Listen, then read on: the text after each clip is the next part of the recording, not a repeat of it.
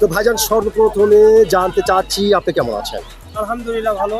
আপনারা কেমন আছেন? আলহামদুলিল্লাহ ভাইজান, আল্লাহ আমাকে ভালো রেখেছে এবং আলহামদুলিল্লাহ যে আল্লাহ পাক আপনাকেও ভালো রেখেছে।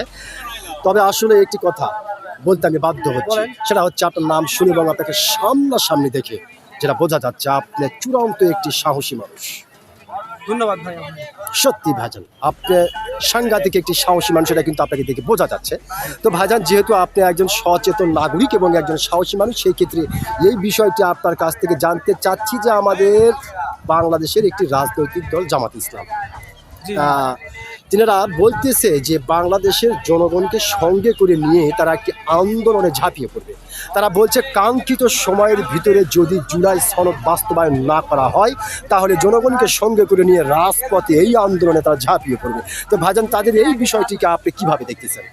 ভাই আমি দেখতেছি আমরা যেহেতু আমি নিজেও একজন স্টুডেন্ট, জি, আমরা যেহেতু এত কষ্ট এত পরিশ্রম করে স্বৈর শাসককে আমরা পতন করলাম, জি, আমরা চাচ্ছি না তারা আসুক এখানে।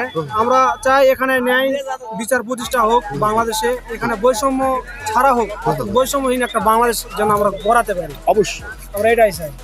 এখানে ধনী গরিব, সমাজে উচ্চবিত্ত মধ্যবিত্ত নিম্নবিত্ত এদের মধ্যে যেন কোনো বৈষম্য না থাকে, সকলের যেন সমান অধিকার থাকে। জি। আমরা আমাদের দেশটাকে যেন ভালোভাবে সামনের দিকে এগিয়ে নিয়ে যেতে পারি, এইটুকু আমরা চাই।